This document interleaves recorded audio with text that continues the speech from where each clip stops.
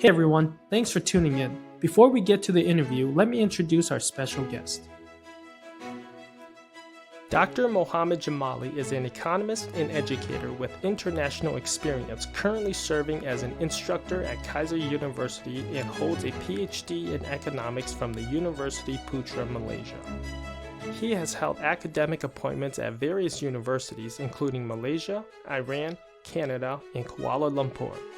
Professionally, Dr. Jamali has over 2 decades of experience in both academic and industry roles, ranging from project management and research leadership to executive roles in insurance and industrial development sectors. He has managed interdisciplinary research projects, particularly in areas of economics, technology, industry, and has several publications in peer-reviewed journals indexed by Scopus and the Institute for Scientific Information. I'm glad to have you here. When I reached out and asked if you wanted to do an interview, and you said you're interested in the topic of psychology of pricing and how culture and ethnicity shapes behavior, that got me really interested. Yeah. So the first question I always ask my interviewees is, what makes you so passionate about this topic? Why do you want to talk about it? Why do you research it? Why do you write it? What makes it so interesting to you? Oh, thank you. Thank you for having me here Of in course. your YouTube channel. Actually, based on my background, which is economics, whenever I went to shopping store, grocery, in markets, anywhere, bazaars in our country, I saw some things that makes me wonder. For example, when I walk around the big mall, I saw that there is many prices. For example, something 0.99 instead of for example, a certain amount. Yeah. Or sometimes I saw buy one free one or 50% discount. Yeah. You see, I was wonder why we see some kind of pricing. When we are talking about pure economics, it means that price is a signal for supply and demand. Yeah. All right? Yeah. And the price will determine by some law, some rigid mathematical equation, and also based on the some interaction between supplier and demander. So I thought, why we saw something? If there is a rigid thing, is a signal, why there is discount over there? Why you can see that 1 cent, what's the difference between that? Yeah. And also, I live in several countries and saw several That's good. behavior Yeah. for people, you see? Yeah. When we are talking about, have you ever in Chinatown? I've been to Chinatowns before. I've been to Chinatown in Chicago. I've been to Chinatown, I think in San Francisco. So I've been to a few Chinatowns. Okay. I've been in, for example, I'm in Chinatown in Kuala Lumpur, Malaysia, in Thailand. Oh, in different countries. Yeah, different countries. Yeah, Oh, yeah. of course. But I think the same thing. Yeah. Same thing you will see there. I saw that people bargain.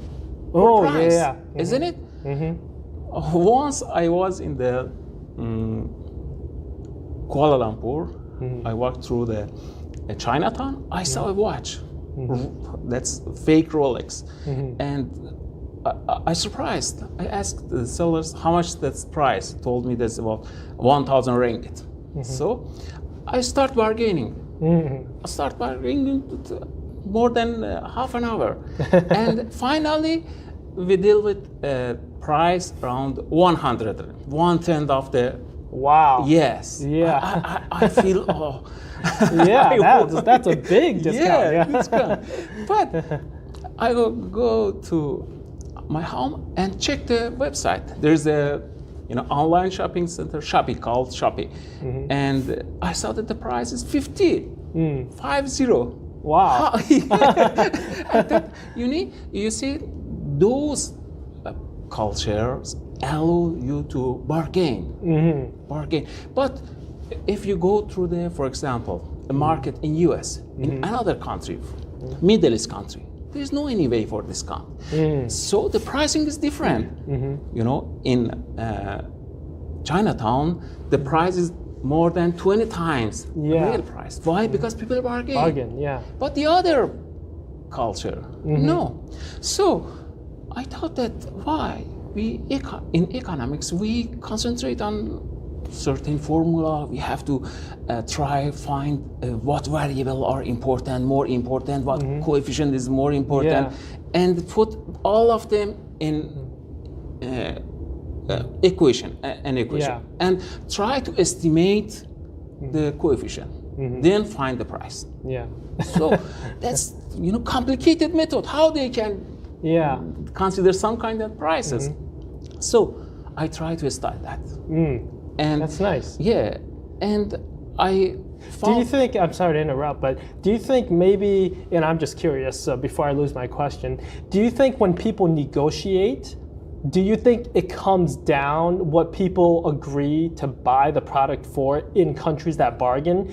Do you think it's very close to the rigid price that other countries already set? So that watch, if you were going to buy here in the United States and they say it's $50 and no bargaining, do you think if you bargain at other countries, it will come close to $50 or $50 US? It's hard to say. Is that it? You know why? Because, for example, you saw a watch. When we are talking about the Rolex watch, the luxury goods. What does it mean? It means that the people care about the price. For example, if the price of the Rolex, the real Rolex is about $1,000. So if somewhere you see that the price is $50, you're sure that that's fake. You're not going to buy that, isn't it? But that's a good point. When the seller says the price is 1,000, you say, oh, same as the real watch. So you start bargaining. And the mechanism of bargaining is very complicated in Chinatown. 2 or 3 people enter the bargaining discussion, and they, support the sellers or help you to make your deals finally. So, therefore, the method for those sellers in Chinatown is different here.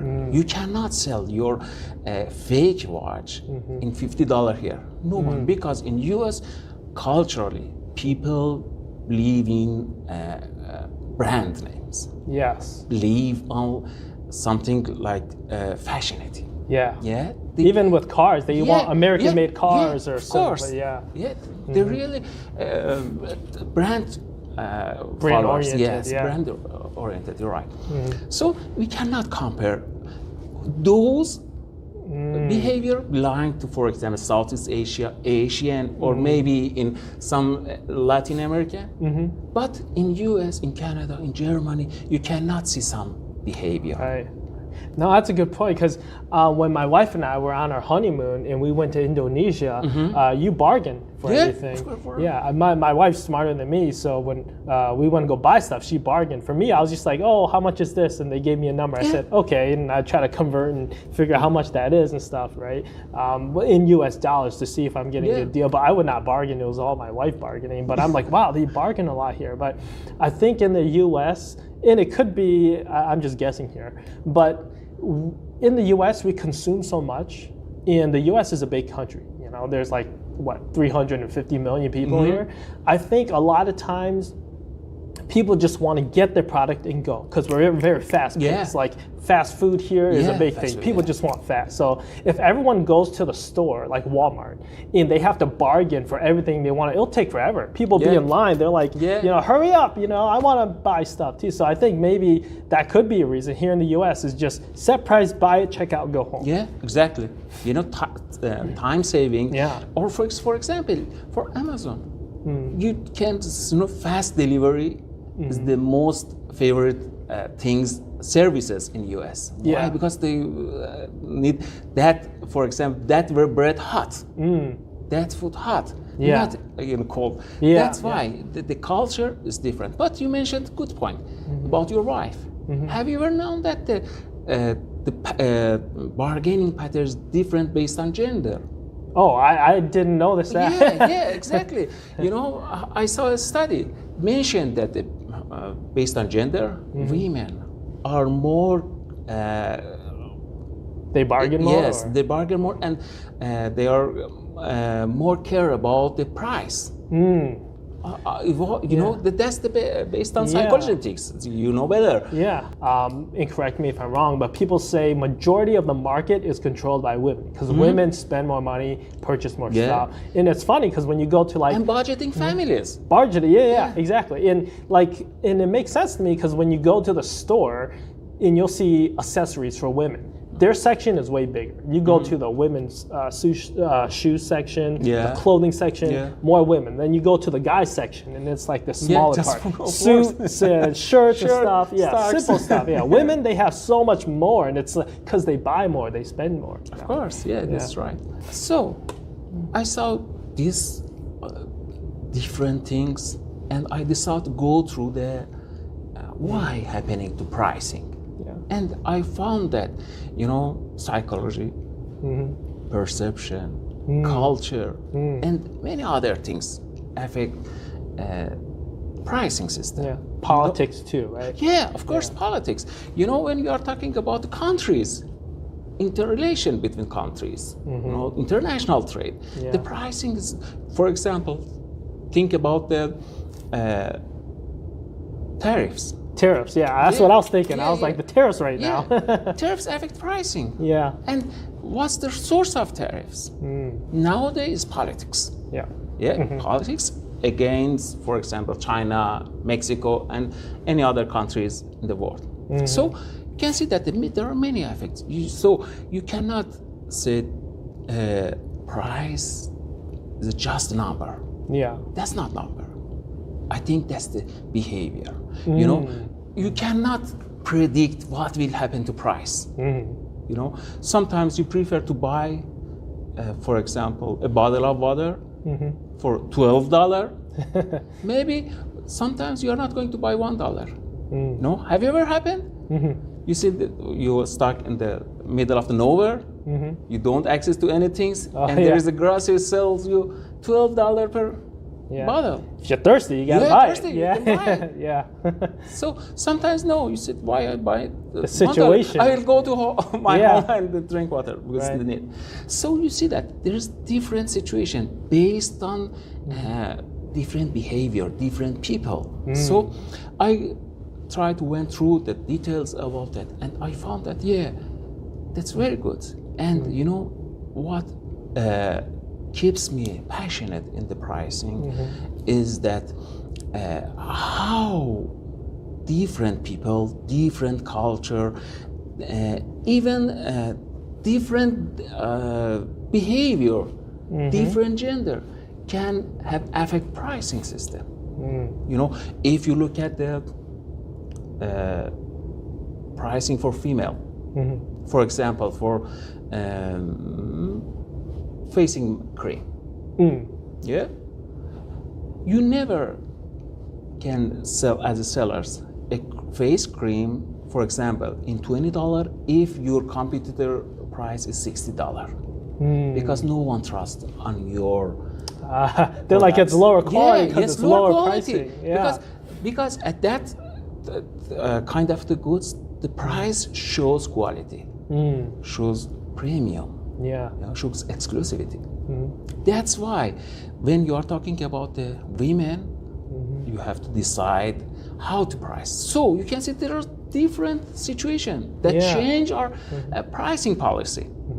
Now, going back to that, is it partially true where there's a point where if a product is made cheap, it's made by cheaper products. So it is cheaper when you try to sell it. But that is only true up to a certain point, right? And then after that point of how much it costs us to make, people are just paying for something else. Culture, like, oh, if it's really cheap, I think it's bad. But it's probably the same thing as this. You know, it probably only costs 5 cents more to make it, but they jack it up an extra $20, you know what I mean? And then some products are just like you look at lotion or something, it's just all chemicals and stuff, right? But then some lotion requires more labor. Like they have to go out, I'm just making this up, but like coconut lotion, they have to go get actual coconut and all the labor and make it into lotion. So sometimes it's more expensive because of the labor, but in terms of quality, it might be the same as this chemical lotion. Might have the same effect. It's just that this one costs more because the labor took to make this more, or something like that. You know what I mean? I think we have to look at this issue that mentioned in two different views. The first, the consumers one. Suppose that people care about their health. Right. So what's important for health? Brand name. Isn't it? The brand name, the best brand for lotion, for example, some Nivea, something like that, German brands.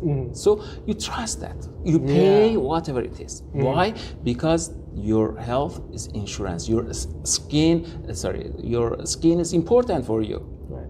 Yeah, you have to care about it. You are not going to put your skin at the risk of some things that you're not sure you never used before. Yeah, of course, that's why. So, in terms of consumers, when we are talking about some special goods, like those who are affected our health, or people care about the, brand, quality, price, as well. But the other kind of the goods, for example, grocery one, farmer. Agricultural products. People look to find a cheaper one. Have you ever been in the farmer markets? I've been in flea markets, farmer markets. Yeah. At the end of the day, they have to sell whatever the rest at the cheapest price. So anyone goes and about that. Don't think about what will happen to those health or something like that. Right. Because they are aware about the condition of the fruits, vegetables, and can see and compare with the new one. But how about the lotion? Yeah. You cannot compare with the best one based on the, you are not sure about the ingredients. Yes. But about the fruits, about the, for example, mineral water, about the pasta. You can see all of them and compare with it. Is that okay? Yeah, that's okay. But price is half and the other one. So you're going to buy that. So based on products, it will change. Another view is based on the producer. So we have two types of pricing. Two types of entering the market or staying in the market. The first is based on quality. Some countries like Germany, like Japan, like US, Europe, try to enter the market through the quality. Like what? Like Mercedes-Benz. German products is in high quality. Isn't it? Yeah. Are you agree? But the other policy is entering by the price. Like what? Like China. Yeah. People always say if it's made in China, it's probably going to break or something. Right? When you think about the China products, don't think about the quality. Just thinking about the cheapest one. I bought, for example, a Chinese laptop, for example, 1/3 of the German one or US brand one. But it's worse for me. I don't care about the, the many complicated computation or something that needed by high quality laptops. Yeah. Something like that. So you can see that in 1980s, 1990s, China tries to enter the market through the pricing policy. So sometimes we saw that pricing is good. A face cream, German one is $20, but Chinese one is $1. Everyone thinks that, let me try once. If it's not good, we put it away. Yeah. Good, because the price is reasonable. So sometimes the pricing is based on the producers, not behavior of the people. That's interesting. Yeah, because if I make a $1 bottle of lotion and people say, it's good, I like it, then they're going to continue to buy mine over the expensive one. They can say this expensive one is good, but it does the same thing as that cheap one. So then they keep buying the cheap one. Exactly. Yeah. So same as the coconut oil you mentioned. In China, the labor force price is too low. Or in compare with some country like US, it's not comparable. Yeah. The price is totally different. Yeah. So the China's products is need lower cost than the US products. So the price is low. And it goes back to maybe like natural resources, right? Like if one country has an abundance of coconut trees and they make coconut lotion, it'd be a lot cheaper than a country that doesn't have a lot of coconut trees, so they have to ship and import over there. So that's probably another factor. When you're talking something like that, not necessarily that's true. Okay. Think about South Korea. Is there any mineral things over there? Like natural resources? Yes, stuff. natural, not. Yeah. But the most important exporter or producer of the steel in the world is South Korea. Oh, really? Yeah. Oh, I didn't know that. Yeah, cement. One of the third, if I'm not mistaken, third or fourth country, the biggest country to producing cement. But there is no any natural resources. Think about Japan. Many countries like those two produce those kind of the goods and raw materials imported from some countries like Indonesia for coconut oil, Burma, and any other countries in the Southeast Asia. They send their coconut to North Korea. They try to producing the high quality face mask, face cream, something like that, lotion. That makes sense. Yeah, because now that I'm thinking about it, there are some countries that have a lot of natural resources, like maybe some countries in Africa that have a lot of natural resources, but their GDP is not as high as Japan or South Korea. They cannot access to technology, okay. management knowledge. You see, one of the most important countries to producing coconut is Congo. Congo. Yes. Okay. This country produces so many coconut, but have you ever seen any coconut products from Congo? Yeah, no, not very many. So, access to technology, management, infrastructure, access to market. If you have a distribution channel to distribute your products for rich countries, it means that you access to rich markets. But think about the Congo.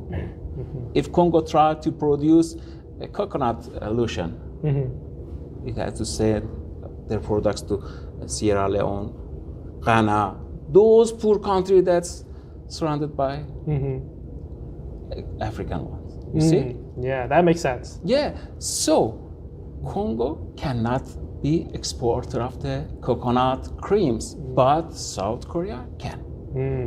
France can.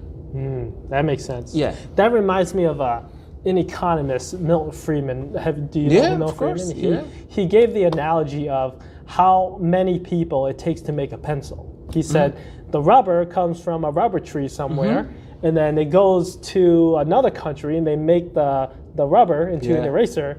And then the little metal part around the eraser that attaches to the pencil, that's made somewhere else. And then the wood, they have to cut it somewhere, and then the lead, and then they put it all together, and then they sell it. And they're like a pack of pencils you can get really cheap at the store. But there's so many people, it took probably 1,000 people to make that pencil, because they had to cut the wood, mine the lead, the metal, and everything to put it together. And then they sell a pack of pencils, 24 pack, for like $3 at the store, $2 or something like that. Yeah, so that makes sense. Yeah, exactly.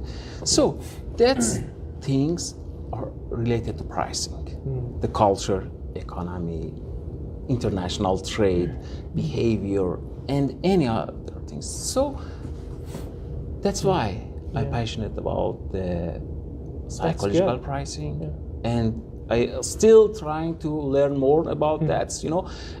How does that? And I don't know if you've done much research like in the U.S., but in the U.S. where there's so many different cultures, I'm not sure if that affects the pricing, but if you look at like certain neighborhoods, for example, certain neighborhoods that might be economically poor, prices are a little bit more expensive. So that's probably a small example of how the environment in one particular area can affect the pricing. Because you can go to a gas station in a very poor, rough neighborhood, and things are more expensive there, as opposed to a gas station maybe in a nicer area. Do you know what I'm talking about? Is that an example of how culture here in the U.S.? You are talking about the relative pricing or not. You know, relative pricing is, for example, in Alabama, each family earn monthly about $4,000. But in California is $12,000.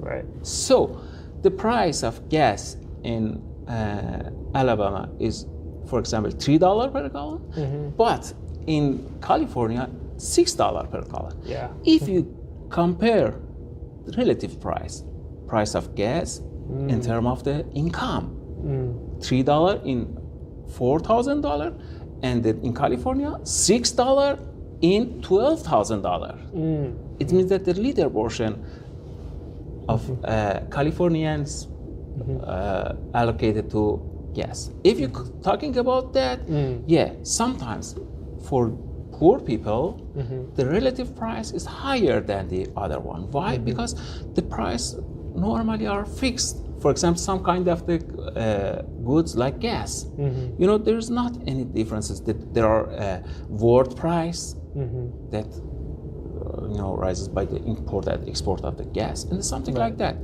But one important thing is tax. You know, the role of government. Sometimes government levy tax for gas in California, and sometimes government don't think about the tax. Lower tax. Yeah. So the role of government is important for pricing. Sometimes, for example, most of people have to use their own car to commute to work or anything. So government try to help them to decrease their the cost, daily cost. So government decrease the tax for gas. But normally when people are poor, you know, they can buy cheaper goods. Right. You know, the purchasing power is lower than the other one. Right. So if you are going to sell your products in the poor region, you have to consider the lower price. Think about the Spotify. Spotify, when I was in Malaysia, subscription per month was, if I know, was $2 or $3 per month. How much is that in the US? I think I paid for the basic one, probably $12. $12, yeah. So same services in US, and I still use my Malaysian. Oh, that's smart. Yeah. Why not? Yeah. So totally different. Or Netflix, same service but totally different prices. So why? Because people in US have higher purchasing power in terms of those who live in Southeast Asia, in Middle East. That makes sense. Yeah. Yeah. So when we are talking about the countries, about the regions, the purchasing power of the people is important for pricing.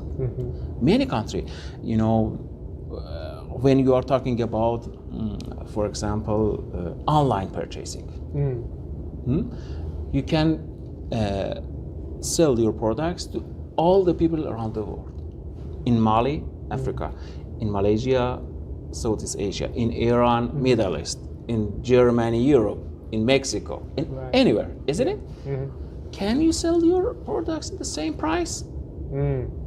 That's why it's so much cheaper online. Yeah, because there are different people, different culture, different purchasing power, and different behavior. You know? So since there's so many factors that we've been talking about that go into pricing, is there a math equation that includes all of these factors and gives out the best price? Because to me, it sounds like there's so many factors, and a lot of these factors are always changing with taxes and people's decisions and things like that. So people's situation, all of these variables are always changing. And as we just talked about, all this stuff is always affecting prices. So is there an equation that can really tell us here is the best price or a fair price, or maybe those things aren't concerned with the equation, and the equation just says price the product or service at this and people will buy that. Do you know what I'm saying? Does it really encompass and reflect the reality of what people will really... The pricing has two sides. One side related to people, customer. Suppose that you're going to buy a laptop, isn't it? How much you going to pay for that? The last one, my wife and I built our laptop. I was willing to pay $1,200 for it. $1,200? Yeah, that was like 4 years ago, though. 4 years ago. Okay, same as now, for example. So it means that the value of laptop for you is $1,200. All right? If now you say $1,200, isn't it? Yeah, $1,200. So I, as a laptop producer, want to sell my laptop. I produce my laptop. The total cost for producing that is $800. So economics or equation help me to find $800. I see. To build it for $800. Okay. At the first one. Secondly, you can compare your cost with the other competitors. You have several competitors, all right? So we have a certain amount and we have a confidential interval that shows how can fluctuate your prices. Oh, I see. So based on some analysis, happily AI can help economists to estimate price more precisely than before. So they try to find the best price. 800 is minimum price. Why? Because that's my cost. And the most price that you are going to pay is 1,200.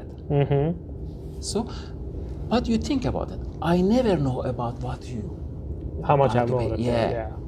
We calling willingness to pay. I don't know how much is your willingness to pay. If I know, I sell you 1,200, isn't it? But I'm not sure that. I have to guess what will happen. What's the behavior of some person like Dr. Low? Yeah. The other people, I have to guess how by filling some questionnaire, some study based on primary collect data. data. Yes, collect data.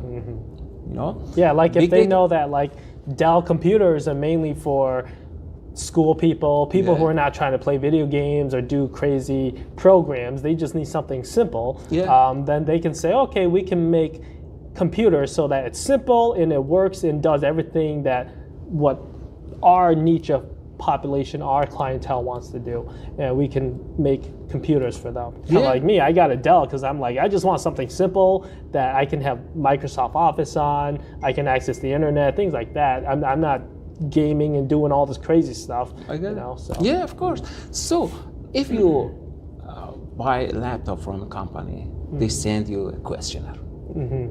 Yeah, I get a lot of those. Try to find your data related to willingness to pay. Everywhere you're trying. For example, now they buy AI. They can control you. What kind of the laptop you're checking in your in different website. They can trace your search. Yes, cookies. Searches, yes. What kind? And if you check many ads in YouTube, you can see it's related to your research. Search in your search history, like the algorithm. Yes, there's algorithm. So, what does it mean? It means that economics can now estimate price, real price, precisely than before. Why? Because they can access to real data. They can find willingness to pay off each people. So what does it mean? It means that the most of the welfare goes to producer. How? Let me explain.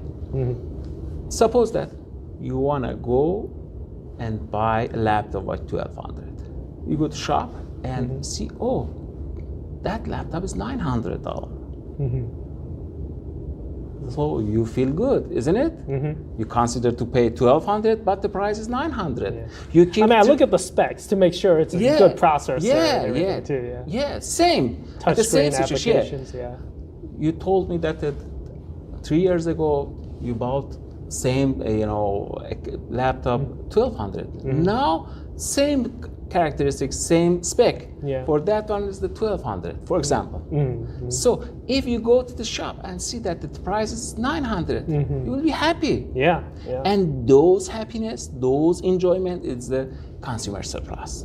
It shows your welfare in economics. But what happened to producer?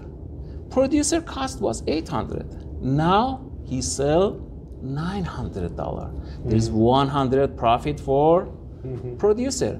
It means that your surplus, 300, producer profit, 100, 400 is total welfare in society.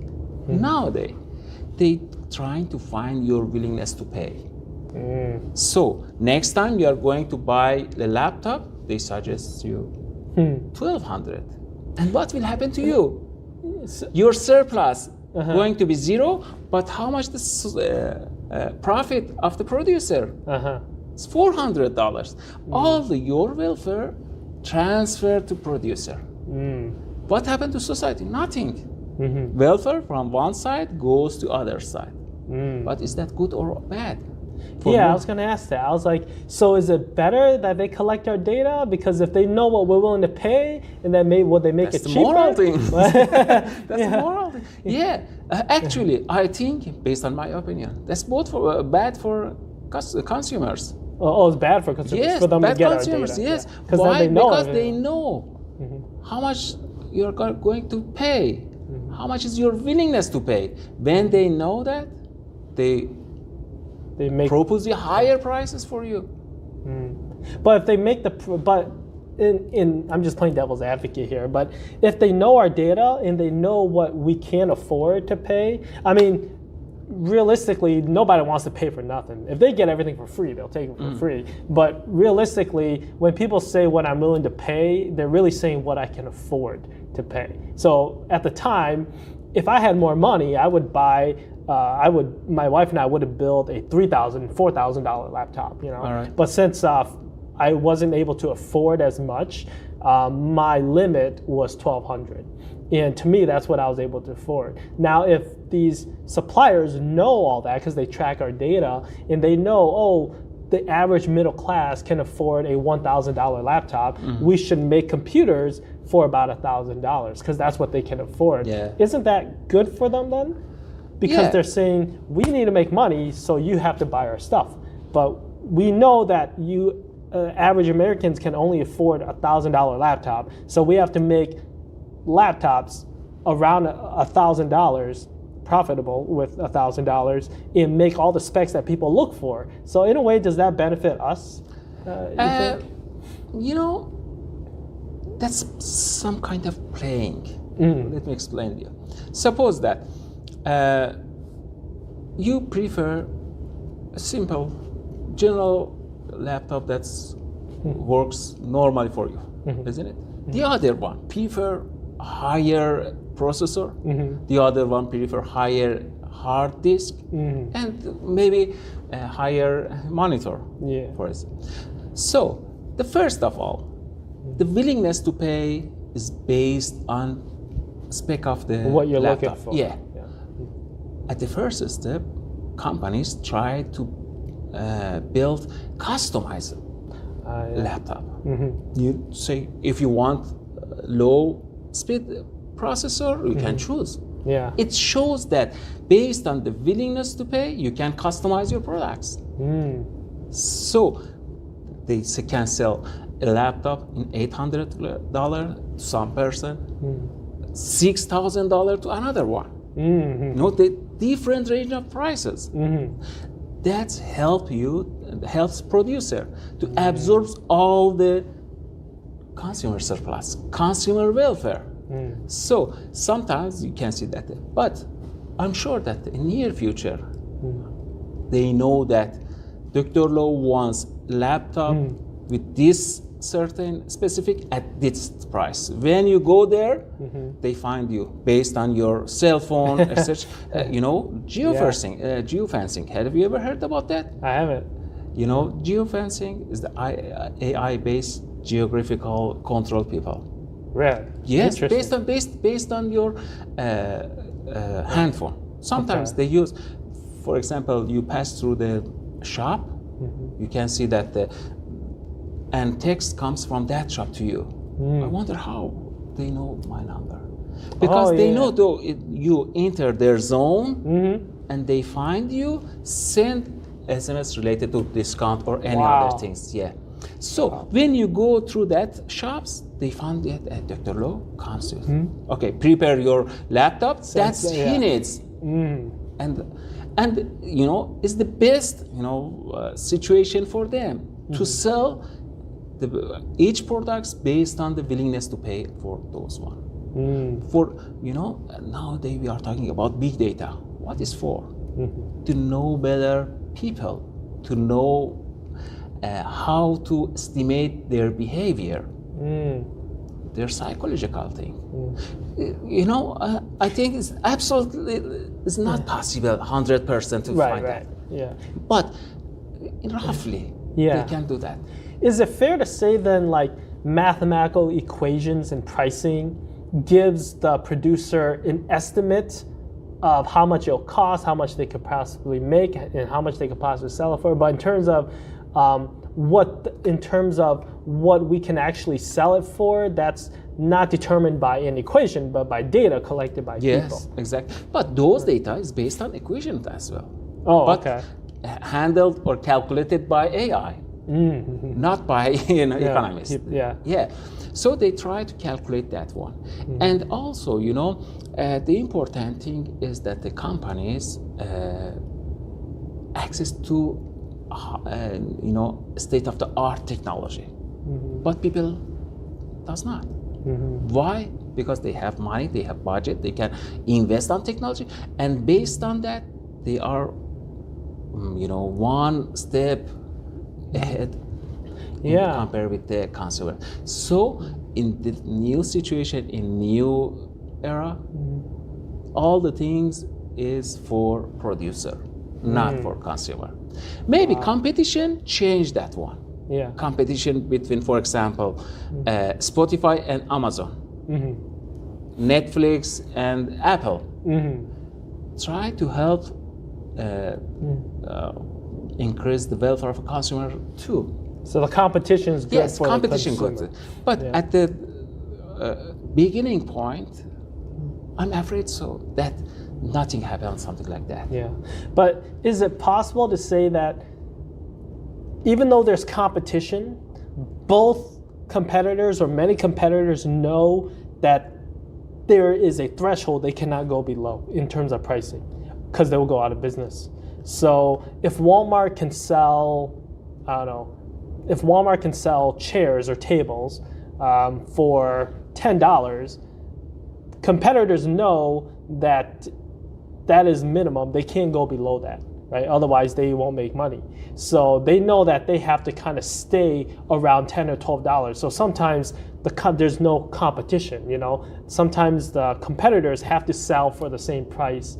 And it almost seems like all the competitors are selling the same product or similar product at a similar price, and there's not much competition. And the consumer who wants to buy the table and chairs, it doesn't matter where they go, they're going to pay what they don't want to pay because they have to have it, and everyone else is selling it for the same price. Yeah. You know, that's a good point that you mentioned. Suppose that we have 1,000 company that produce table and chairs. So we have in competitive market. Yeah, they have to consider the minimum price. Yeah. Why?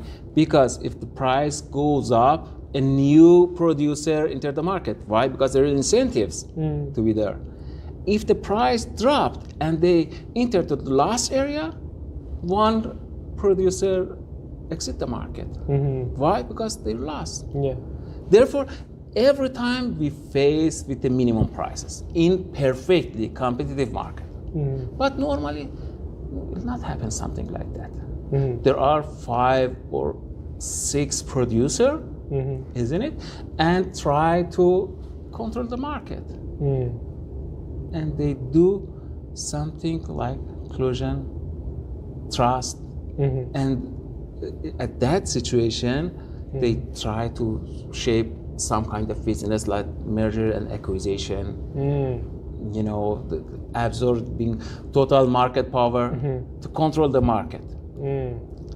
Therefore, competitors, being competitors is good.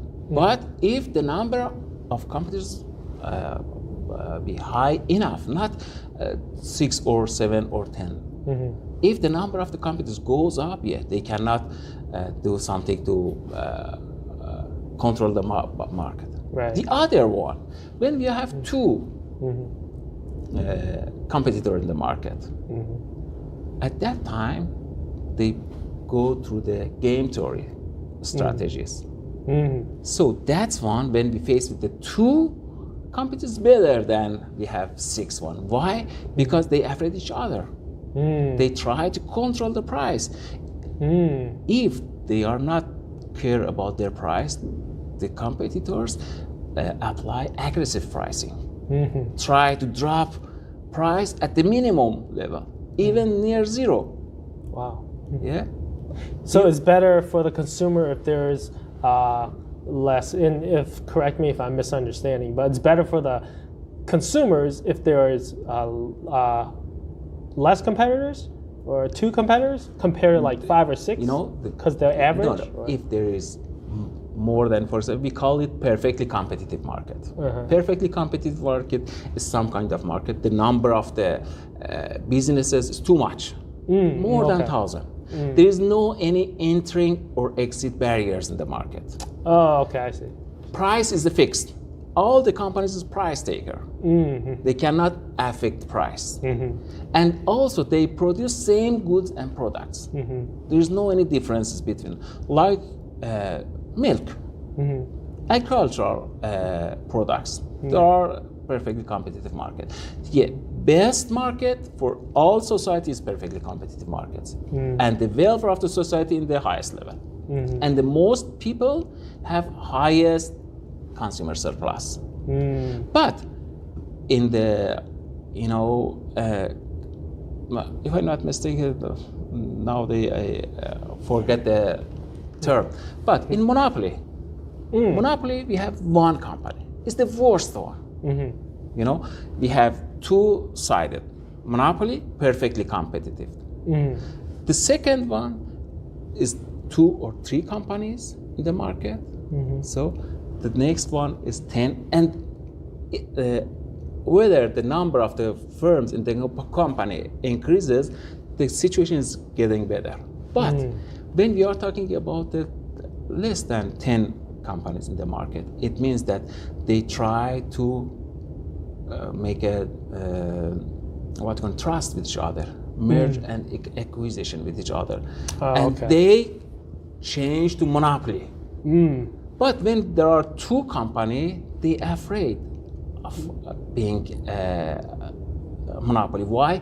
Because some country has some laws like antitrust law, Sherman law in U.S., and the many similar companies that control 2 companies to be as a market monopolist. I see. So that's why I'm saying sometimes the number of the companies, firms in the market maybe affect the pricing strategy. That's what. Interesting. So back to our topics. Pricing can calculated by many formula. Yeah. But that part that's related to people behavior, psychological thing is not be precise. Yeah. It's, They can give us a range. Yes, this is a range. But equation says that the minimum price should be, for example, 800 with 200 fluctuation, more or less. There's like tolerance, margins. yes, tolerance for that. So how can we, and I want to kind of take what we're saying and transition it to like the housing market, because I'm interested. So what people are willing to pay for housing, like I've noticed when I've looked at a bunch of houses this past year around Florida, this area, prices have been dropping because some houses have been on the market for a long time. And to me, I just want to get your thoughts on this. I think there's a point where housing gets so expensive that, and you know how people say real estate is a very safe investment because houses go up in value over time. I have some thoughts to say maybe that might not be the case in the near future because housing is getting so expensive that even though people need it, they can't afford it. So maybe housing is getting to a point where they're becoming, I don't want to say less valuable, but if people can't buy it, then you have to sell it for a lower price because housing just keeps going up, but people can't afford housing anymore. So is it really as safe of an investment as it used to be back in like the 70s and 80s and 90s, where sure, housing went up, but people could still buy a $120,000 house, $120,000, $150,000 house on a salary of $60,000, $50,000. Nowadays people make $50,000, $60,000 and houses cost $300,000, almost $400,000, and it's like people can't afford that. So is it really a safe investment to keep investing in a real estate because the pricing, people just won't pay for that anymore? Yeah. Actually, when we are talking about housing, housing is totally different products. We call it durable goods. When you trying to buy a house, it means that you are going to use it for more than 30 years, isn't it? It's durable goods. And most important thing is that how people look at buying house as investment or consuming thing. You see, sometimes for example, in Southeast Asia, in my country, Iran, most of people prefer to buy house. Why? Because some kind of the investment. During the time, price goes up. And people care about saving, care about investment, care about their future. And the price, because there are land limitation and also high population growth rate. So in the next 5 years or 10 years, there are high population that causes higher demand for land or housing, so the price rises up, obviously. But in the US, most of people prefer to rent a house. Oh, really? Yes, they prefer to look at the house as a consuming goods. But goes back to a cultural thing. Yeah, US is very yes, consuming culture. Yes, consuming. So if you look at originally U.S. citizen, you can see that those also, you have house, they are small house, very small backyard or without any facility. All right, but look at those who immigrant here. They prefer to buy bigger house with a large backyard, big driveway, something like that, isn't it? So, culturally, in US, people prefer to put less money on housing. But it does not mean that the price in the near future will drop. If you look at the trend of the housing price, for example, in Florida, you can see that during the 1990s till now, there are steep curve that shows the price rises rapidly. But this is not constant rising. This is fluctuation. Sometimes, for example, before a hurricane, during the COVID time, many people immigrate from the other state in the U.S., immigrate to Florida. Yeah. We're open during COVID. Yeah, during that. So there are higher demand, and there was the overpricing for housing. Price rises rapidly, more than that expected, more than the normal trend. So that's another thing that affects the prices. Yes, the of pandemic course. and the I was demand. talking about it again. Yeah. When the price rises rapidly, after the while, the balloon will boom. The price dropped to the previous trend, but still goes up. Trend goes up. After the hurricane last year, many of those who immigrate to Florida decide to sell their property. Yeah. So why? Because of the insurance thing, because of the cost of living, cost of the hurricane that causes, and so tax. So they prefer to go back to their state.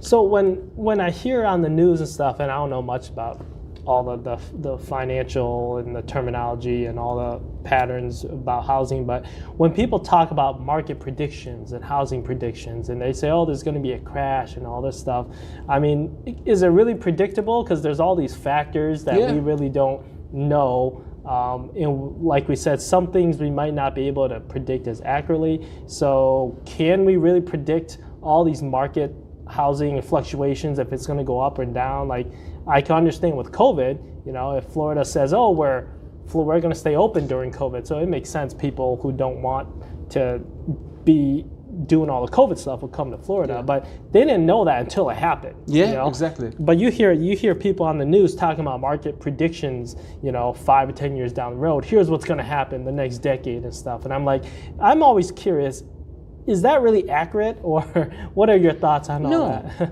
it's not accurate. Yeah. Even for many financial institutions. In 2008, many of financial institutions who finance housing loans bankrupted because they couldn't estimate what will happen next. Yeah, that makes sense. That's a good point. So sometimes hurricane, sometimes some tornado war. in the Midwest. Yes, something like that. Energy, price of energy affect the housing market, and you cannot. And even sometimes psychological thing. People believe that buying house or property in Florida is wrong. It's big issue. Why? Because during these years we faced with the 2 major hurricanes. That's true. A lot of people are like, I don't want to buy a house down there because I don't want to have to deal with hurricane and paying all this insurance and stuff like that. So financial companies are not sure about the behavior of the people. Maybe some people find the place that's not in the flood zone and the, for example, hurricane zone, something like that. So the price of those region goes up rapidly. Why? Because the insurance rate premium is low, tax is low, and many things that they need. So it seems like almost when it comes to durable goods, and what's the other term for? There's durable goods and then undurable goods. Yes. So you can't really compare how people are going to. You can't really figure out what people are going to pay for using the same method for durable goods and undurable goods. No, not at all. Two different. Why? Because sometimes you think of investment for durable goods. For example, cars is durable goods. After the 5 or 6 years, depreciated. So during the COVID, one of my friends bought a car in $24,000. In the middle of the COVID, he sold it 33. Used one. You see, the price rises. Oh, he told me. You see, buying a car is some kind of investment. Is that so true? he bought it at 34. 24. Oh, 24. Sold yes, it. sold it 33. Oh wow, that is interesting. Yeah. Because normally cars, when they're used, no, they during depreciate. the COVID, during the productions, the collapsed. Why? Because no one goes to work. Many of the car factories. That's right. So there was less shut cars down. for There's people. they prefer to pay for that. Even for Tesla. Tesla, if I'm not mistaken, the price is doubled at that time. Oh, Can I check had the no idea. return. That's why. So when you are talking about durable goods, sometimes people think of investment. Look at investment things for that, for house, for cars, for refrigerator, for gas, so something like that. But for consuming goods or undurable goods, people have to buy that. Every day need to buy grocery things, pay for gas, pay for electricity, and any other things. So the behavior for those one is totally different.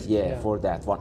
Even they borrow money to buy house, to buy a car, but they are not going to borrow money to buy grocery stuff. You know, when you're talking about investment, it means that you have to cover some cost related to investment. Right. Suppose that you are going to buy a house. You have to pay HOA, CCD, taxes, any maintenance fee.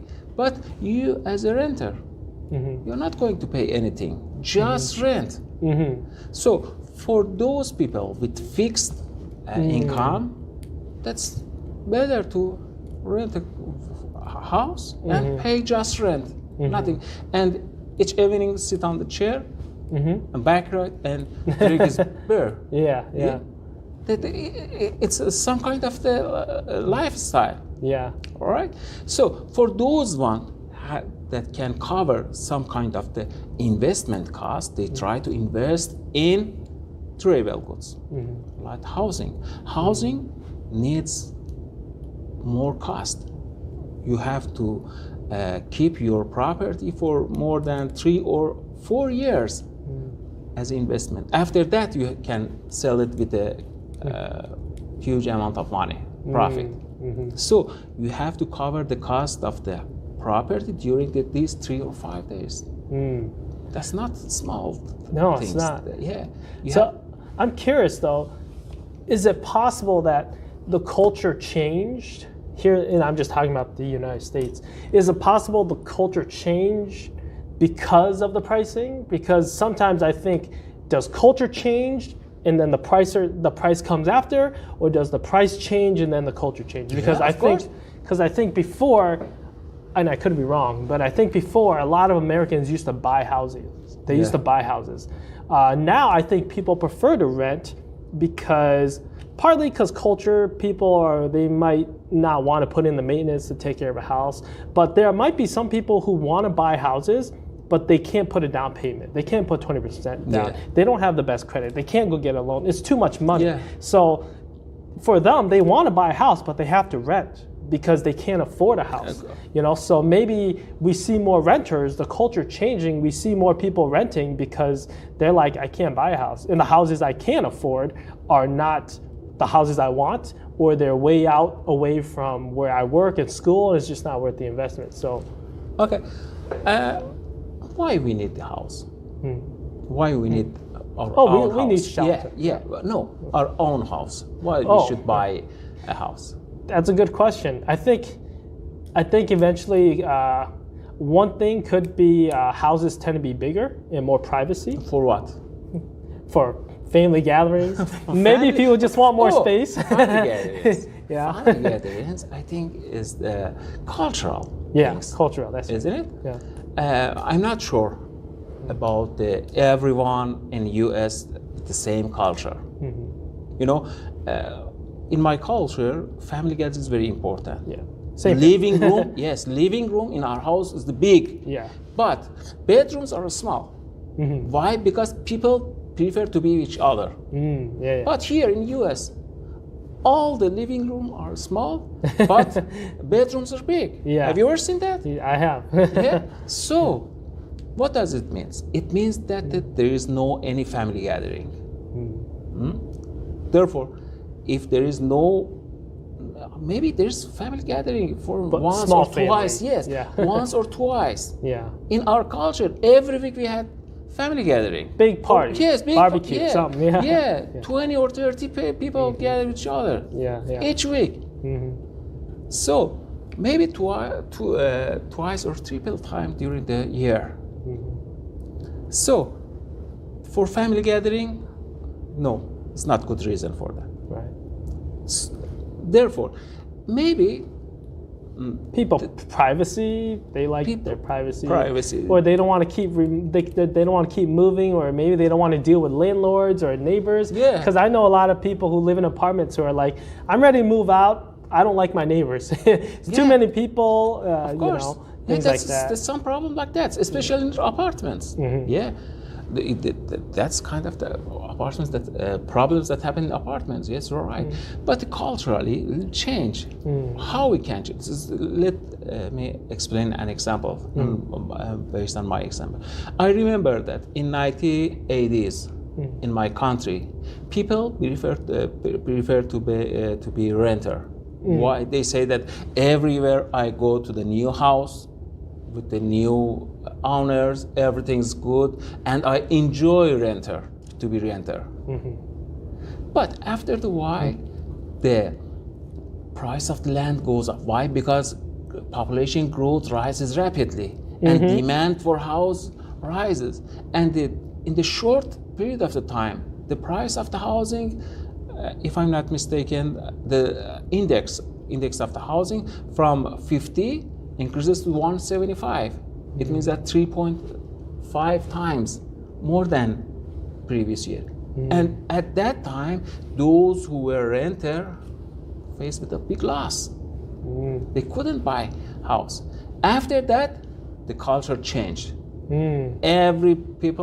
Everyone tried to buy his or her own house. And that's caused a huge inflation in the housing market. Most people change their habits, their behavior to own their own house, so the price of housing goes up. And this affects every aspect of the daily life. Right. When you are going to buy house, you have to pay more installment. More installment may causes lower other costs. Grocery cost, leisure cost, fund cost, and the other things. You have to give up those costs to buy houses. So they continuing. But in US, people prefer to have their enjoyment, their fun. If try to buy house, they to borrow money, and you borrow money, you have to pay 2,000, 3,000 installment each month. Yeah, and interest. And everything else. It's interest. And you have to sacrifice your enjoyment to buy the car. Are you ready to sacrifice? Maybe me and you. Yes, we are ready. But how about the else? Yeah, and I think that goes to a bigger picture too, because it has a lot to do with how culture has shifted, where people, like you said, are ready when they're ready to buy a house and settle down. Because before, people would be married at 25 and have kids, and they'll have a house, and they'll be working a career, full-time job. Nowadays, people who are 25 are just finishing college, or they're thinking about going back to college, and they're still dipping their feet into different careers. They're like, I don't know what I want to do yet, and all that's delayed now. Avoid to be married. Young people, avoid to be married. Just doing some girlfriend, something like that, and doing anything they want in one room. They don't prefer. But maybe after the while, this habit causes the demand for housing rises when they reach to over 30 years. Next, they're ready to look. 5 or 10 years, the demand for houses rises. Why? Because those young people change their habit, change their behavior, wants to buy a house. You know, I'm not sure about these things that I'm saying. Right. We have to research about that. Just based on the economic aspect, I'm talking about that. Maybe nowadays all of them try to buy a house. Maybe in the near future or the long future, they are not going to buy that one. You need to more research about that. And I'm going to do some research related to housing market and the role of FHA in the housing market. You know, the government has many facility to make incentives for people to buy house. You know, housing market is the key sector in economy. If there is the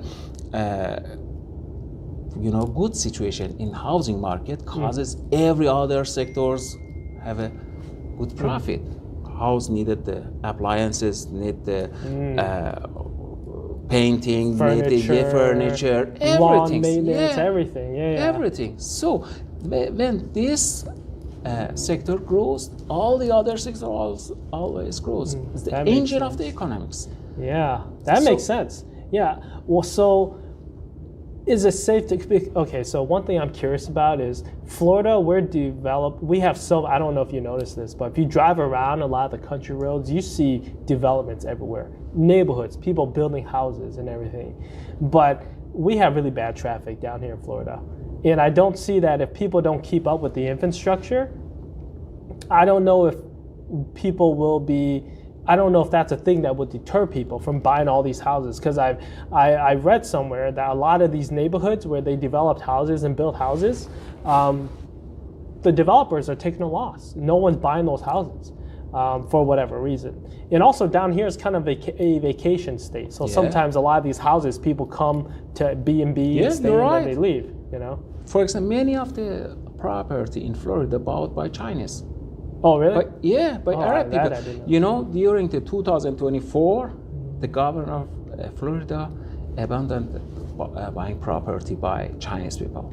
If you go through the Miami, all the high-rise apartment, all is sold by Chinese people. Yeah, even here, even in North Tampa, in Wesley Chapel, in Dade City, many of the community bought by Arab people from Middle East. In Orlando, if you go to Orlando, there are many Arab from Middle East bought, a seasonal house over there that for holiday they came, go to Universal and Disney, something like that.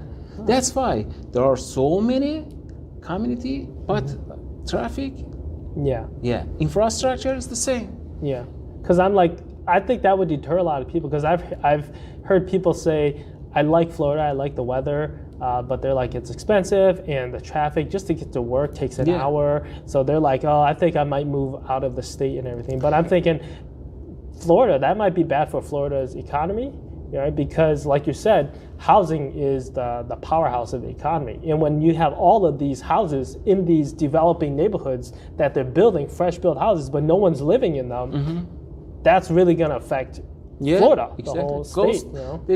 They will ghost city. Yeah, ghost city.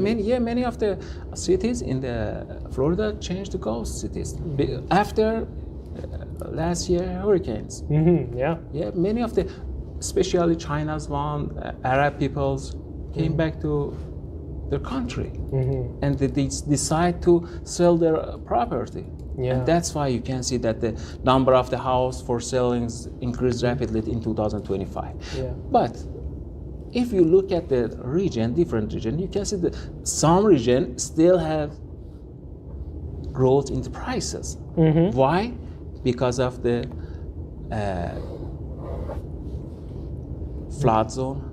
They are not in flood zone. They are not affected by hurricane, and everything is good. At that situation, at that region, you can see that the price is higher than the other one. Even in this situation, the price goes up. Another factor that influences pricing is you can even argue people's personalities. Because a lot of people would say, I love the Sunshine State, Florida is beautiful, but they say, it's too expensive and I can't afford a home, so I'm gonna go and live back in maybe up north or in a small city or a small town. They're like, whatever, that's fine. Then there's some people who, their personality, they like the big city. They like the sunshine. They love the weather. They say, I can't leave. They say, I know I can get a better house, a cheaper house if I live in another state or whatever, but they don't want to leave. They love the sunshine. They love the activity, the liveliness, the culture of the city, the atmosphere. They love it. They won't leave. So their personality keeps them here. People prefer some kind of weather. They say that the best weather in the world is belong to Los Angeles, for example. Yeah? I prefer San Diego. Yeah. What? It's based on my taste. Personally, I prefer humid weather. Sunshine weather. Yeah. Florida. At Florida, I prefer to be there.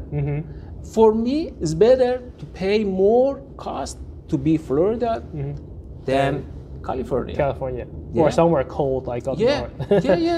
That's based on taste. But there are 350 million people in U.S. with different tastes. Some of them prefer cold weather, sunny weather, hot weather, and if you consider the share of each one, I think each state will have reasonable share to move the housing market upward. And the other things that important for housing is the aging. If the society is young, access to the enough money, enough income is low because you don't have enough job, don't have enough saving. So in the young society, they cannot buy house. So that's one thing that makes me question, and whether this is durable goods or undurable goods, but when people try to set prices for things, they know that a lot of times people can't afford a lot of the costs that people are kind of forced to pay. They go to, even fast food, for example, is more expensive. A lot of people are saying, I can't even, cooking at home, buying groceries and cooking at home is almost as expensive as eating out now, because groceries are so expensive. Yeah, expensive. So people are like, what's the point if I eat at home? Groceries are expensive. It's the same thing as going out to eat. And even fast food, they say fast food is getting more expensive to the point where fast food is about the same as eating at home now. Or fast food it's as expensive eating at home than it is eating fast food. So for me, I'm thinking when people are setting prices, they know that people are struggling to pay for these goods and services. Right. So, but you always see prices go up. So I'm like, how do they find that balance point, or economists say equilibrium or whatever between supply and demand? How do they find that point of balance where they say, listen, we understand people are tight on money, but I have to raise prices. So how do I know how much to raise so that they can still buy my stuff? When we are talking about rising money, we have main concept in economics. We call it inflation. Inflation, When we are talking about inflation, it means that the level of the price goes up. What's the reason? The first is the problem producing. Sometimes the cost of the raw materials, for example, because of the war in Middle East, the cost of energy rises, so the price rises. So the finished cost for each goods is going to be high. The other shape is because of demand. There are more people asking for more, for example, things, more products, and demand goes up. There is not enough supply, the price rises. So both, it means that there are two different type of inflation. So when we face with inflation, it means that government have to control that. Price rises. How? For example, sell is fuel reserved in US to control the price, or increase level of the incomes. You know, have you ever heard about COLA? Cost of living adjustment? Of what is it called? COLA. Cola. COLA. Cost of living adjustment. Oh, okay. It's an acronym. Oh, okay. This acronym, yeah, in any contracts. You know, any contracts, you have an article related to COLA. It means that each year, your income, your payment will be increased based on inflation. If there is 3% inflation, based on COLA, That's why people's salary goes up like 4 or 5% every year. Yeah, exactly. That's because of the COLA. Inflation goes up, price rise up, the income also rise up. And you said government has to control that. That's make a balance, make equilibrium that you mentioned. So the role of government is try to make a balance between those things, economy, supply, demand, inflation, income, and any other things. Control that. Even if there is deficit in energy market, government has to prepare those one. I'm glad you explained the different types of demands, because most people, when they different types of inflation, because most people say when there's inflation, they just think government's printing money. No. And that's what a lot of people say. They say the government keeps printing money, and that's why we have inflation. But there are different types of inflation, like you explained. Sometimes printing money causes inflation, but why? Because more people have more money. More demand? Maybe more. There is less, for example, oil in the market. Government has to buy some oil to sell to people or pay subsidy to them. They need more dollar. They have to publish more dollar. Or even government has some military expense. For covering those expenses, government has to print more money. The tax income and the other kind of government cannot cover the military cost. So whenever we face with the war and our military budget goes up, we face with inflation. And so it seems like the government's a big role of government's involvement in pricing is it fair to say their immediate responsibility to their people to try, and you guys need oil, so I need more money to buy oil, so I got to print money to get oil to help you now immediately, but down the road it's going to hurt you. Is that fair to say that government is quick solution to help people? No. Down the road they're hurt. No. Sometimes in some goods like gas, that's strategic products. Yeah, that's important. But the government's not responsible, or actually any responsible for the price of apple, price of orange, or something like that. Why? Because those goods are not strategic. But gas uses for everything, for transportation, and transportation cost is very important in production. So at that one, yes. But normally in US, the role of government is at the minimum level in compared with the other countries in the US, in China, in Southeast Asia, in Middle East. Just in some certain kind of products supported by government, the others not. They trust on market mechanism. Okay, that's what I was going to get to. Is it better to have government sometimes balance things, or let people, the free market, just do it? You see, sometimes, yeah. Most of the times, the markets do the best. Do its best. You have to trust the market. But sometimes we face with the failure in the market.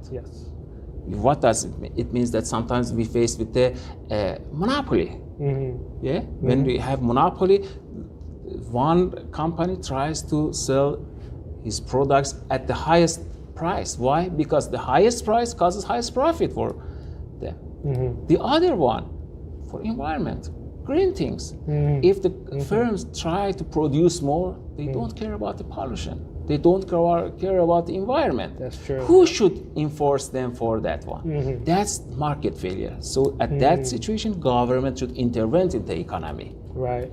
For example, for gas is important. Causes many side effects in economy.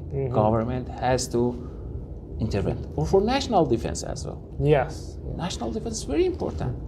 Who can cover that kind of budgeting for $800 billion each year in 2024, if I'm not mistaken. It's a huge amount. It's like in healthcare too. Yeah, it's healthcare too.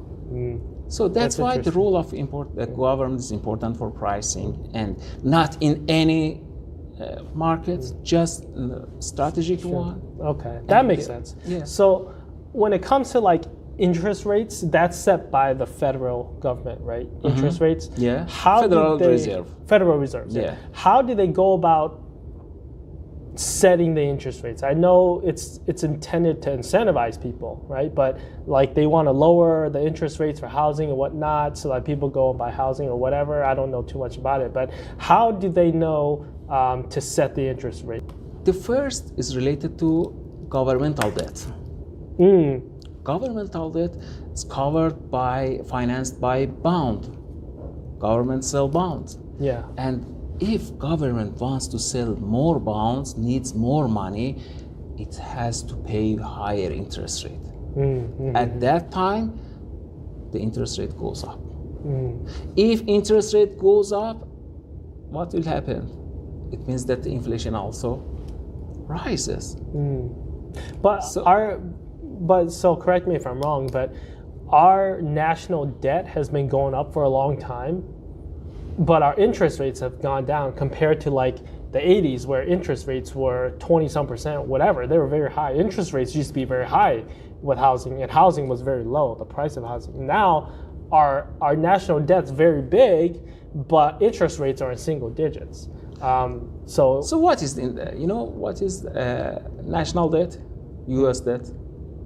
It means that those other countries overseas bring their money in U.S. Why? Because interest rate in U.S. is more than their interest rate.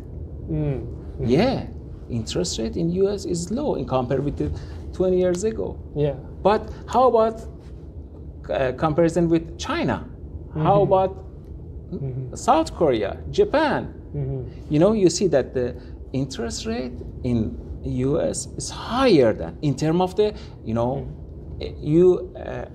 for example European one. You have to change your euro to dollar and invest in U.S. There are some exchange cost and transfer cost. So sometimes you can see that the higher price help you. Sometimes exchange rate dropped in U.S. But the dollar purchasing power still in the high level. So they enjoy from interest rate and also purchasing power of dollar in compared with euro. There are two different profit for them. For Chinese, same as this, the exchange rate between dollar and Chinese yuan is, if I'm not mistaken, depreciated. Yeah. So they're always China's government try to depreciate yuan. Why? Because they can compete with US. The price of the Chinese good be cheaper than US one. They manipulate this one. So they can use exchange rate benefits and also interest rate. Most of the countries prefer to invest in US. Oh, that's the US debt we are talking about. Those there are responsibility to give it back to those one some days. If someone those country wants to transfer their money to their own country, it's obvious that U.S. government will be bankrupted. Yeah. So, what do you think? Is that going to be happen? Right. No. Yeah, probably not. No. So they have to find a better place for investment. Why they should transfer their money in U.S. to other that gives the U.S. so much political power Yeah. over so many countries. Exactly. But I hear so many countries now are saying we want to leave and abandon the U.S. dollar. Like Yeah. you hear, I don't know if you heard of BRICS. Yeah. I'm like, I don't know. I this don't stuff think is- about that. That's Yeah. jokes. That's not happening. Is that okay? It's so confusing and it's so No. I don't know much about it, but I'm like, No. there has to be a point where the U.S. dollar, people are probably going to abandon the U.S. dollar at some point because that's we're. not possible. Have you ever go to the abroad? You said that you're going to Indonesia. Indonesia. We went to Bali. Okay, Bali. Yeah. You pay everything by dollar. Everyone accepts dollar, isn't it? We had it. Well, we switched it to whatever their currency is. Rupee.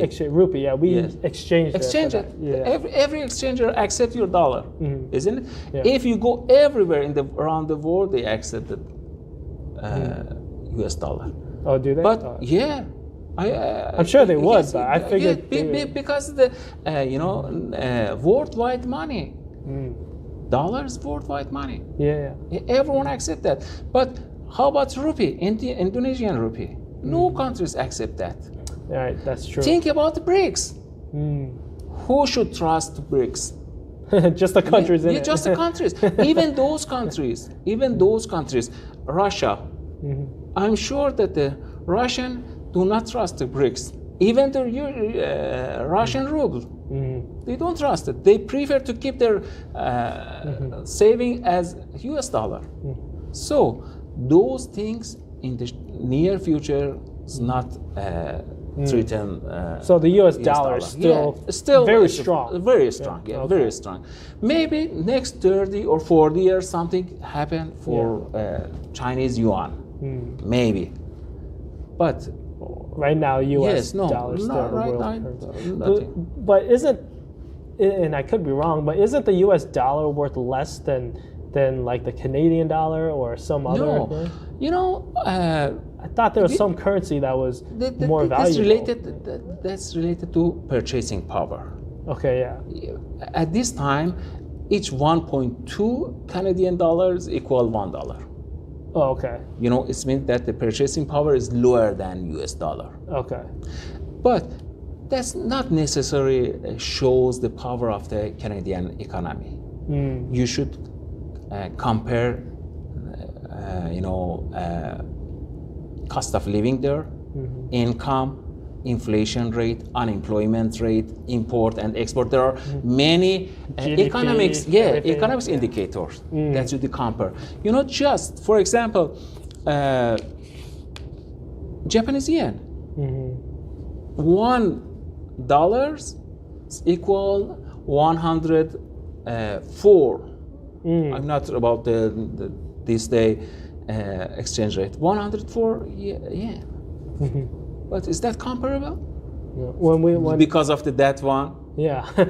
Maybe there are same economy, same size, but the exchange rate is totally different. So exchange rate per se cannot show any like strongness or weakness in compared to company. Suppose that Kuwait has the highest exchange rate. I think one Kuwaitian rial is equal 4 or something dollar. oh wow. Yeah. So can you say that the Kuwait is more powerful than The U.S. yes? Yeah. Oh, that's a good point. I didn't think of it that way. I do want to get your thoughts on American culture and maybe the future direction of the economy.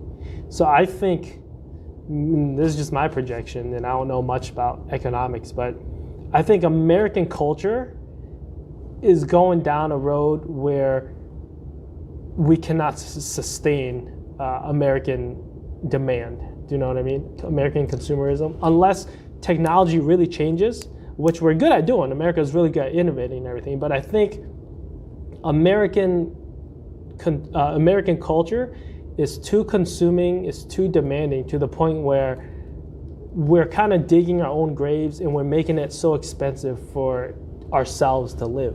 You know, like we were talking at one time down in your office, a lot of people, for example, if they get a little scratch on their car, they want the insurance to fix it. You know, a little dent or a little whatever, they want insurance to fix it. That costs a lot of money.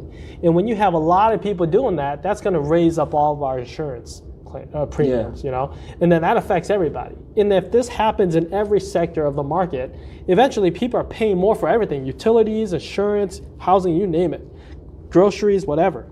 So I think American culture is making the U.S. so expensive to live that eventually we're kind of caught in this cycle of we want more, we want better, but we can't afford it. But the more demands that we have, things are going to go up because we want it. What are your thoughts on that? Do you think American culture is destroying itself? Important issue. You see, when we are living in a country like U.S., most of people are using their money to buy some consuming goods. Mm-hmm. Yeah. So you say that's not good, isn't it? But well, I think we're consuming. I mean, things we have to consume is fine, and then we buy things that we want to enjoy life and stuff too. But I think Americans consume too much. Like, we waste a lot. We consume too much to the point where there's waste. You know, and I think that is harming us in a way that is raising costs of everything. You know, like we here in America, we go to a store, buy whatever we want to eat, and then next thing you know, at the end of the week, a lot of things spoil. We didn't eat it, so we just waste it. We just throw it away. You know, but if you look at agricultures and farmers, they're working so hard to produce us food, but probably a quarter of the food they produce just goes to waste. That's just extra labor, extra time, extra processing, everything, you know? And I think the demand that Americans have is we want to be able to buy everything, have everything we want, and if we don't need it, if we don't use it, or if it spoils, we can just waste it, throw it away. But then you look at the people working, and they're like, that's extra work and extra everything that we have to do, and that can increase in effective price. Okay, let me explain some economics things related to that. Yeah. I'm not, that's the moral right or wrong. Right. Just theoretically you're talking about that. In society, that people pay more money to buy things, it means that people enjoy buying things. We call it utility in economics, enjoyment from doing something. So when they buy, for example, a box of apple, they enjoy that. But one or two or three of them eaten by family, but the rest wasted. Are they pay for that or not? They pay for that. Pay for it, And how about agriculture? Farmer, those earn money because of that box of apple. I see. They enjoy buying, enjoy eating, enjoy wasting. Sometimes if you look at, for example, garage sale or something that in a backyard sale, you can see that they sell many valuable things in nothing, just free. And they enjoy that. So enjoyment is very important to economy. If people enjoy some things, maybe it's bad. Some people are addicted to drugs, but they enjoy that. The enjoyment, if is legal, we are talking about legal. That's what extreme example. They enjoy that. Let them do. On the other hand, farmers work hard but earn more money. Those factories that produce chair, furniture, table, appliances work hard and earn money through those expenditure, those costs. So you know, if every Chinese buy one bottle of the Coca-Cola, the profit of the Coca-Cola will double. So consumption causes higher profit for producer, for firms, and more profit causes higher tax for government. Government be rich and richer. Therefore, more consumption causes more production causes more profit, more tax, and distribute all the income among the different parts. That causes welfare in the total society, in whole society. Yeah, if we think based on our taste, based on our culture, totally wrong. Why I have to pay for that? You know, in US, every people prefer to pay higher prices but sooner delivery, isn't it? And they pay more for that. But for me myself, look, no, I have to pay $10 for delivery tomorrow. Okay, let's bring it 2 weeks later. Why? Because I'm not in rush. Yeah.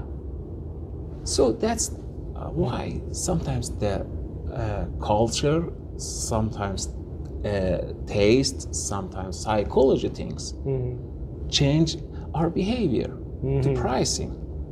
That's why consumption is good for economy.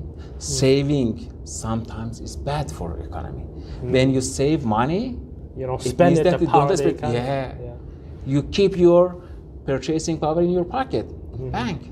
So the only thing that I am contending with is, I know spending is good and saving is good too, but my thoughts about American consumerism is that we're consuming too much to the point where in the apples, the example I brought up about wasting things, that was probably a bad example, but I'm thinking like healthcare, right? Okay. Here in America, we eat and consume too much, and a lot of people have health problems. In health problems, we spend a lot of money on healthcare, right? And technology, it's good to have a booming, innovative economy, but technology in healthcare is keeping people alive longer. You know, now that's good, but it's creating a whole nother problem in society. The foods that people eat, medical care is very expensive. A lot of people don't have health insurance, or health insurance goes up because people are getting sick or whatever more. So people are consuming and doing things to the point where it's affecting a whole nother part of the economy that people can't afford. It's a very, very big issue, like healthcare.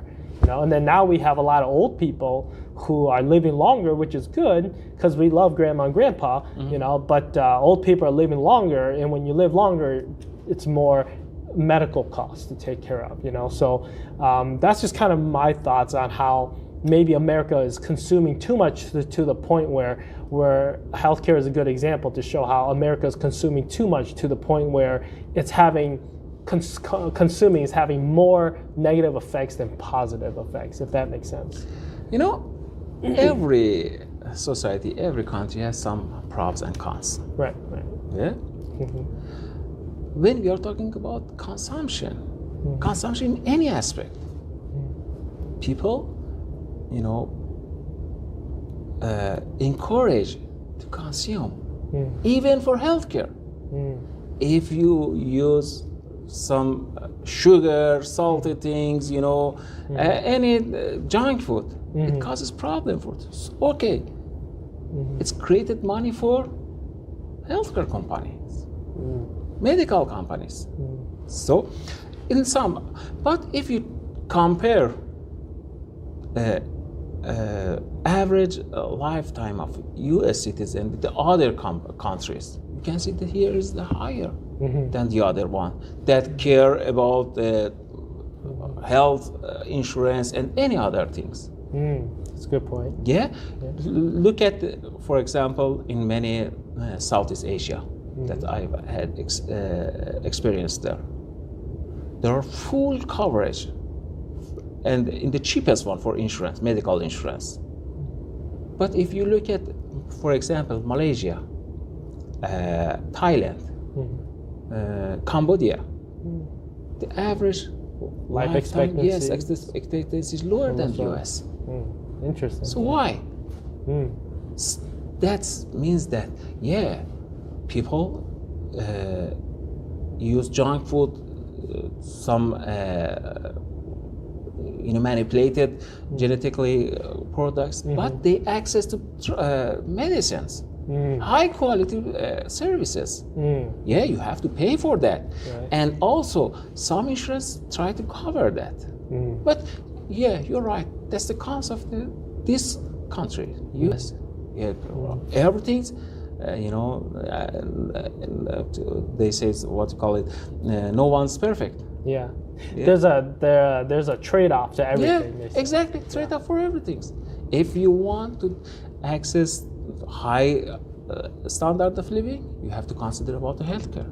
It is big cost. I really feel that. Yeah. But in comparison with the other countries, we have to compare our U.S. situation with, for example, Germany one, as for Japan one. Healthcare in Japan is very expensive in compare with the income, those people's income. But there are so many good things in U.S. in compare with Japan, and vice versa. Vice versa, something like that. Yeah. No, that's very mind-opening. Because then here in America, even though people do overconsume, we do have the opportunity to choose what we want to consume more so than other countries, and we have more options of consuming healthier things, to be healthier stuff too. Other countries, they might not have, the options to eat as healthy. One thing that I have to mention, in economies, we don't care about the values, moral values. Just think about something. In terms of the moral things, yeah, you're right. Healthcare, insurance, and something should support every society. But when we are talking about economics, economics is the pure thing. Just think about the formula. Just objective. Yes, objective, exactly. That's why they call it the dismal science. Yeah. Exactly. But no, I like that about economics, because when you start to bring morality into the equation, then you start to think about normative claims, like how things should be. Not positive, yes, that's the normative one. But it's interesting to say that what moral things is going to be modelized in economics. Like what? They say that, for example, if someone like Bill Gates donate all his money to African people, there are an economic model for that. She says that your enjoyment, your utility, affected by the others one. If the others people are happy, it means that your happiness goes up. There is, for example, Bill Gates. But maybe the others one, no. They had the highest happiness than the others. Others be poor, be in the poverty, but so we can find a model. That's very interesting model in economic model at this moment, because it's not related to my subject in economics. I cannot remember that estimate how people and how much gonna to donate money to others. All right. Yeah. No, that's very eye-opening stuff. It gives me a different perspective on things. I think we've been at it for quite a bit now. I do want to wrap up and ask a couple of questions, closing questions. All right. Lastly, what would you like our audience to know about your passion and why it's important? Why people should care or listen or think about pricing and culture and economic behavior? If there's any message you want to share with them. Oh, actually, I have to say that nowadays, in terms of economics, one of the important things is money. Yes. Yeah. Everyone cares about money. Yeah, we have to save money.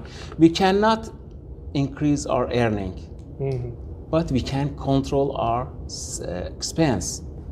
I do like that. Yeah. A lot of times people say, just go make more money. Yeah, you can't do it. It's not that easy. You have 40 hours per week, and that's the maximum times that you can work. Normally. Maybe overworking is possible, but normally you have that one. But you have control your expense, and based on the expense, you have to think about prices. Find the best time for buying. You know, for example, excitement, happiness causes to people pay more. That's why when you are going to shopping malls, they go try to Disney World. They Disney pay World, $5 for a bottle of water or something. Yeah. You have to decide carefully, decide rational. That's very difficult. No, I understand, but you have to think about the price rationally and consider main purchasing in the normal mood, not excited, not happiness, not sad time. Decide to find the best time for buying, cost everything. I'm not talking about the groceries or something that. Just important thing.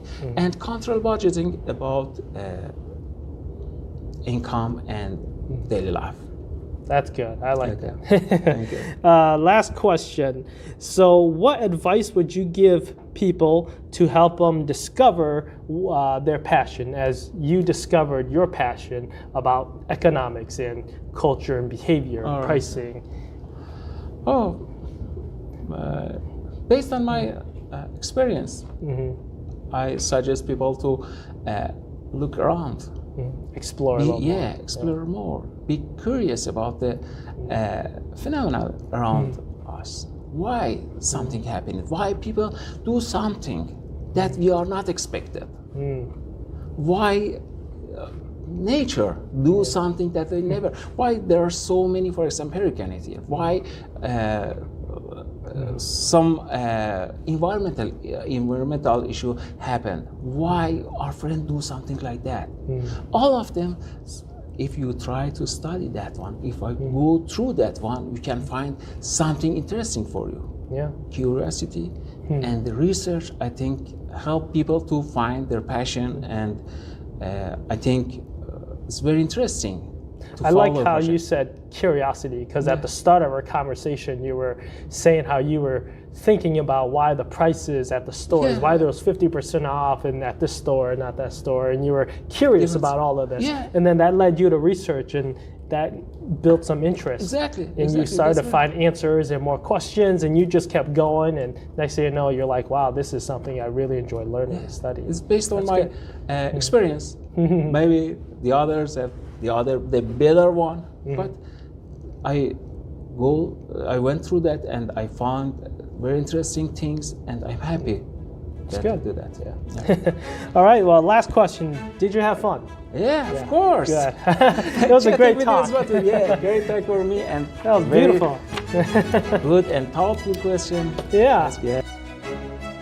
Thanks for watching, everyone.